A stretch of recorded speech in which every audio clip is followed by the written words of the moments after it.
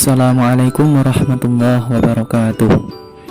Alhamdulillah wa syukrulillah wassalatu wassalamu ala rasulillah wa ala alihi wa sahbihi wa mawalah, la hawla wa la quwwata illa billah, amma ba'd. Yang terhormat Bapak Herianto selaku dosen pengampu mata kuliah Sejarah Al-Quran, saya Rizky Maulana, NIM 311980,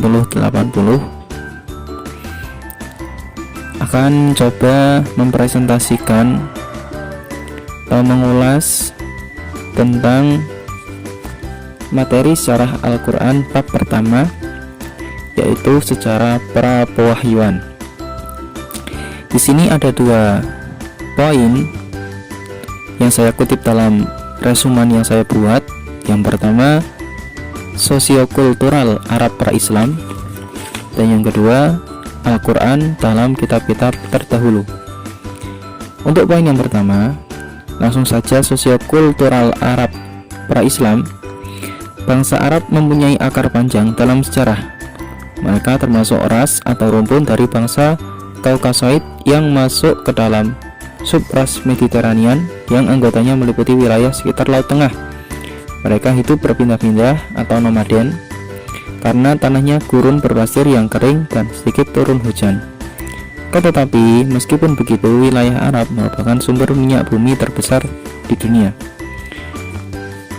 Sebelum Islam datang, bangsa Arab ini sudah memiliki peradaban tersendiri, seperti dalam bidang agama, politik, ekonomi, dan seni budaya.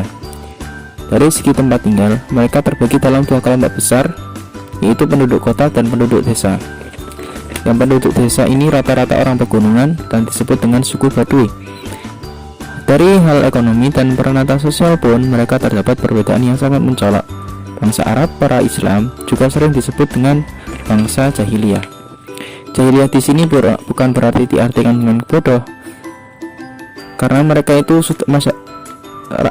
bangsa yang berperadaban. Jahiliyah di sini adalah jahiliyah dalam hal akidah atau keyakinan mereka terhadap Tuhan. Julukan jahiliyah juga karena mereka sangat memandang rendah kaum wanita. Bahkan wanita di sana cenderung tidak berharga sama sekali.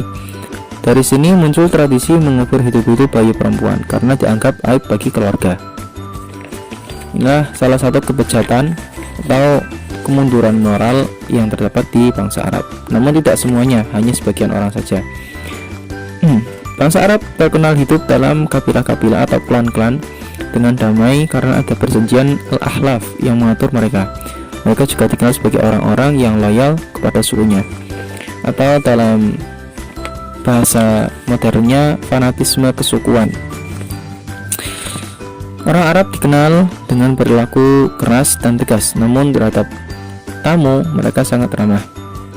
Mereka tak memiliki pemerintahan pusat, namun tunduk terhadap kepala kabilahnya. Bisa dibilang bentuk pemerintahan mereka saat itu adalah sistem oligarki. Pusat musyawarah disebut Darun Nadwa. Bangsa Arab sangat maju di bidang pertanian dan perdagangan karena mereka sudah mengenal alat-alat pertanian dan bisa membuat irigasi yang baik. Kemajuan mereka di bidang perdagangan tak terlepas dari Mekah yang merupakan jalur strategis atau jalur persilangan ekonomi internasional. Mereka juga menjunjung tinggi ilmu pengetahuan, terutama dalam hal sastra. Namun dalam hal teologi atau akidah atau tauhid, mereka malah menyembah berhala atau patung. Kemudian untuk poin yang kedua, yaitu Al-Quran dalam kitab-kitab terdahulu.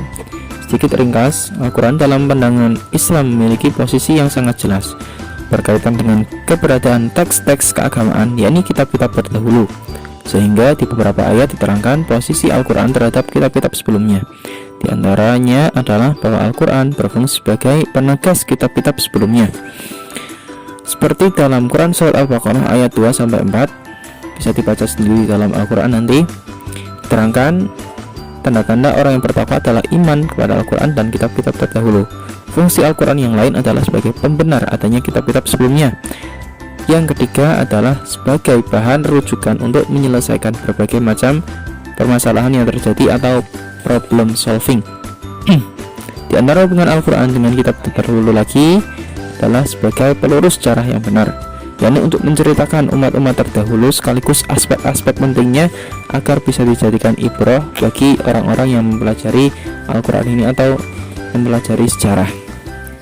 Jadi kita simpulkan di bab pertama ini, dalam sejarah pra-pewahyuan diterangkan keadaan sosiokultural masyarakat Arab dan Al-Quran dalam kitab-kitab terdahulu, seperti itu.